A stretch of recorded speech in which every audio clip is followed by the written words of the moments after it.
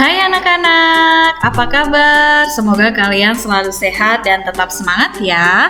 Hari ini kita akan memulai pembelajaran bahasa Indonesia di tema 5, subtema 1, 2, dan 3. Memang sengaja Bu Fransi jadikan satu untuk tema 5 ini supaya kita dapat menghemat waktu untuk mempelajari materi bahasa Indonesia di tema 5.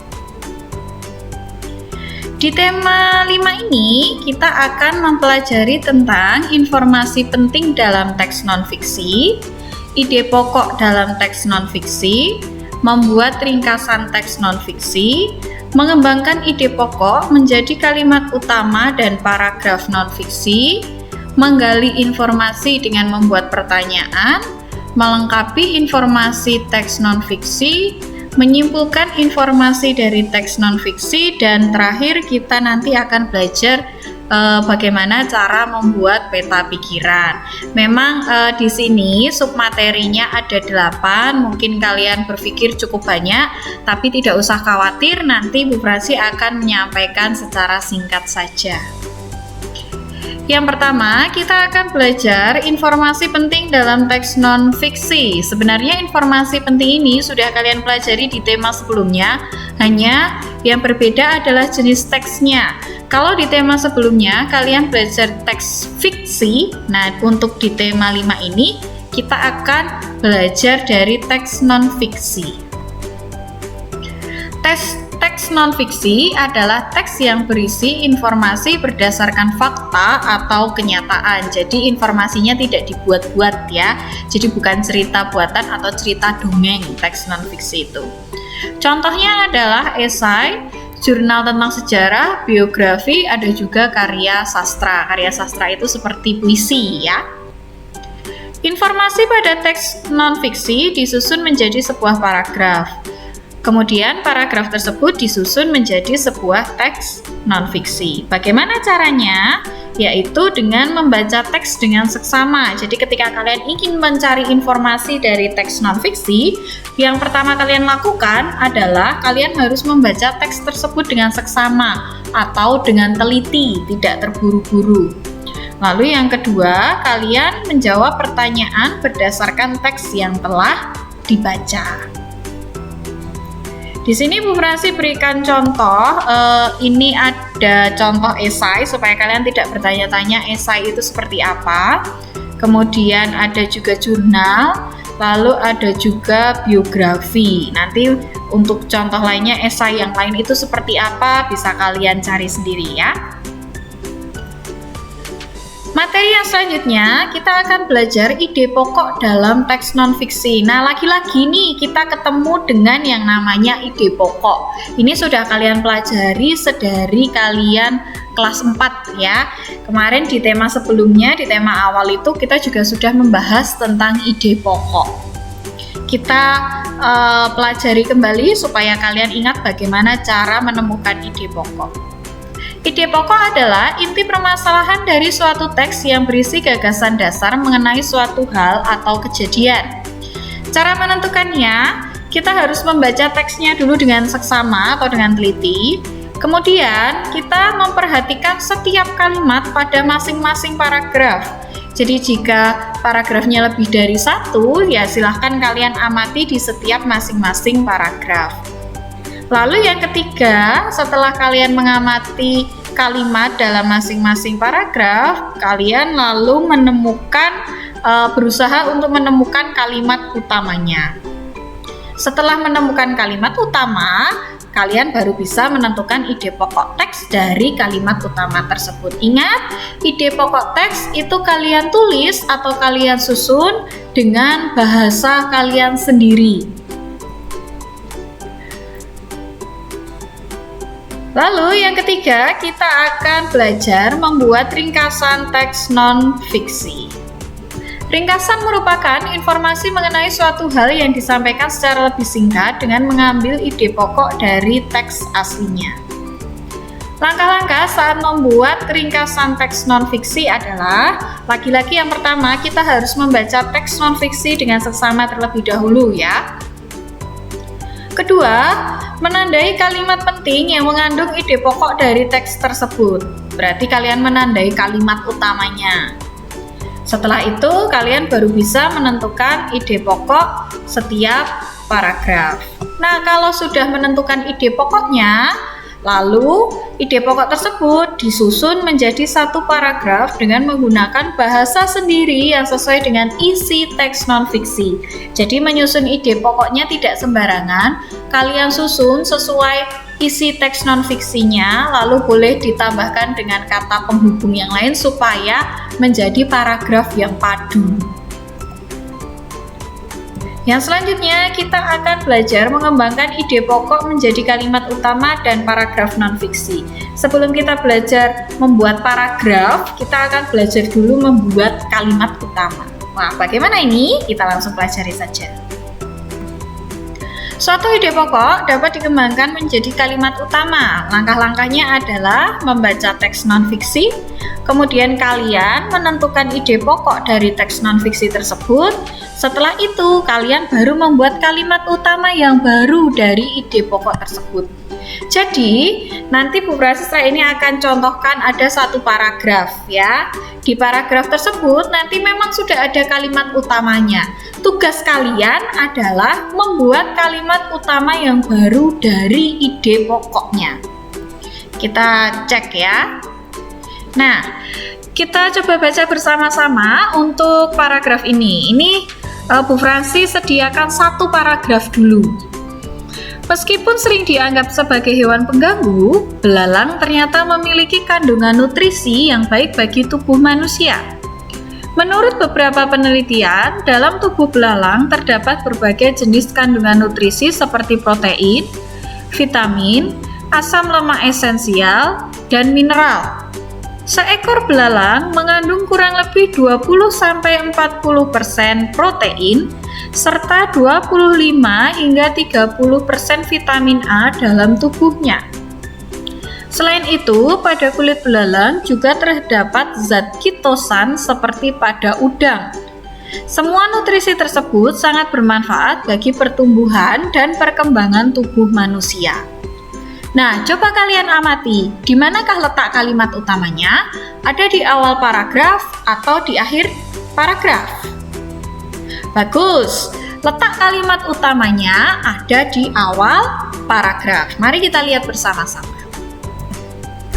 Nah, ini tadi, kalimat utamanya adalah meskipun sering dianggap sebagai hewan pengganggu, belalang ternyata memiliki kandungan nutrisi yang baik bagi tubuh manusia. Kalau kalian ingat tadi, Bu Fransi sampaikan, temukan dulu kalimat utamanya. Setelah menemukan kalimat utama, kalian menentukan ide pokoknya. Nah, kita sekarang menentukan ide pokok dari kalimat utama ini. Ide pokoknya adalah belalang memiliki kandungan nutrisi yang baik bagi tubuh manusia. Belalang memiliki kandungan nutrisi yang baik bagi tubuh manusia. Ide pokok disusun dengan menggunakan bahasa kalian sendiri. Setelah kalimat utamanya sudah ada, kemudian kalian sudah menentukan ide pokok, yang terakhir kita membuat kalimat utama yang baru. Nah, kalimat utama yang baru ini berbeda dengan kalimat utama yang ada dalam teks. Ini kita buat sendiri dengan menggunakan bahasa kita sendiri sesuai ide pokoknya. Tadi ide pokoknya, belalang memiliki kandungan nutrisi yang baik bagi tubuh manusia. Maka, kita dapat membuat kalimat utamanya seperti ini. Belalang sangat bermanfaat bagi tubuh manusia karena memiliki kandungan nutrisi yang baik. Kalau kalian amati di kalimat utama teks non-fiksi dan kalimat utama baru itu berbeda. Kalimatnya berbeda ya, tapi ide pokoknya sama. Jelas? Jadi nanti kalian cari dulu ide pokoknya, cari dulu kalimat utamanya, kemudian ide pokoknya. Nah, dari ide pokok tersebut kalian membuat kalimat utama baru. Yang selanjutnya, kita akan belajar untuk menulis paragraf non-fiksi. Yang pertama, kita harus menentukan topik yang akan dikembangkan. Kita nanti bebas mau memilih topik apa saja. Lalu setelah kalian menentukan topik, kalian menuliskan ide pokok dari topik yang sudah ditentukan. Nah, kalau tadi kita harus menemukan kalimat utamanya dulu, untuk membuat suatu paragraf, ini kita malah harus menentukan ide pokoknya terlebih dahulu. Lalu dari ide pokok tersebut kita buat kalimat utamanya, seperti yang sudah kita lakukan tadi ya. Setelah membuat kalimat utama, kita juga membuat kalimat pendukungnya. Lalu, setelah menemukan kalimat utama dan kalimat pendukung, maka kalimat utama dan kalimat pendukung tersebut disusun sesuai urutan sehingga menjadi sebuah paragraf. Bu Fransi berikan satu contoh. Bu Fransi pilih satu topik, yaitu harimau pemangsa utama dalam ekosistem hutan. Ya, semua pasti tahu ya harimau ya. Nah, Bu Fransi sudah punya topik di sini. Langkah selanjutnya adalah Bu Fransi menentukan ide pokok dari topik ini. Ide pokoknya karena Bu Fransi hanya akan membuat satu paragraf saja, maka ide pokoknya cukup satu saja. Nah, misalkan kalian mau membuat 2 atau 3 paragraf, silahkan nanti ide pokoknya juga disesuaikan. Ide pokoknya, harimau adalah predator dalam ekosistem hutan. Harimau adalah predator dalam ekosistem hutan. Topik sudah ada, ide pokok sudah ditentukan, yang selanjutnya adalah menentukan kalimat utama. Sebagai anggota ekosistem hutan, harimau merupakan predator utama dalam rantai makanan. Nah, kalimat utama ini adalah pengembangan dari ide pokok. Jadi tadi asalnya kalimat utama ini berasal dari ide pokoknya. Jadi harus sesuai. Setelah kalimat utama dibuat, kita membuat kalimat pendukung yang sesuai dengan kalimat utama. Jadi jangan melenceng dari topik ya. Nah, kalimat pendukungnya adalah di sini Bu Fransi buat 3 kalimat pendukung. Ini tidak harus 3 ya. Misalkan kalian mau buat 5 atau mau buat 10 juga boleh. Tidak masalah. Yang penting jangan hanya 1. Harimau termasuk hewan karnivor karena memakan daging hewan lain. Lalu kalimat pendukung kedua, harimau berperan sebagai konsumen tingkat akhir.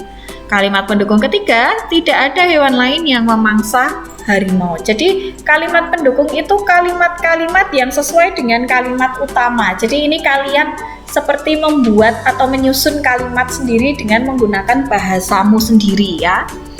Nah, dari kalimat utama dan kalimat pendukung ini, maka kita susun menjadi satu paragraf seperti ini. Sebagai anggota ekosistem hutan, harimau merupakan predator utama dalam rantai makanan. Harimau termasuk hewan karnivor karena memakan daging hewan lain. Selain itu, harimau berperan sebagai konsumen tingkat akhir. Hal ini karena tidak ada hewan lain yang memangsa harimau. Jadi, cara menyusunnya adalah yang ditulis terlebih dahulu adalah kalimat utamanya. Ya, setelah kalian menuliskan kalimat utamanya, lalu dilanjutkan dengan kalimat pendukung yang sudah kalian buat tadi. Baik, untuk selanjutnya kita akan belajar menggali informasi dengan membuat pertanyaan. Ini materinya cukup mudah karena untuk menggali informasi teks non-fiksi ini dapat kalian lakukan dengan cara membuat pertanyaan dari teks non-fiksi tersebut. Kalimat tanyanya seperti biasa menggunakan kata tanya apa, di mana, mengapa, siapa, kapan, dan juga bagaimana. Jadi biasanya ini jenis soalnya kalian disediakan sebuah paragraf, sebuah bacaan atau sebuah teks non-fiksi seperti itu, lalu kalian diminta untuk membuat beberapa pertanyaan yang berhubungan dengan teks non-fiksi tersebut. Cukup mudah ini ya. Selanjutnya kita akan belajar melengkapi informasi dari teks non-fiksi. Nah, ini juga tidak kalah mudahnya. Karena banyak informasi penting dalam teks non-fiksi, maka ada hal-hal yang perlu kalian perhatikan untuk melengkapi informasi teks non-fiksi. Yang pertama, kalian harus membaca teks dengan seksama, kemudian menandai kata kunci atau ide pokok pada setiap paragraf, lalu melengkapi informasi yang ditanyakan. Biasanya ini jenis soalnya adalah kalimat rumpang, jadi kalian harus melengkapi suatu kalimat. Yang ketujuh, kita belajar tentang menyimpulkan informasi dari teks non-fiksi.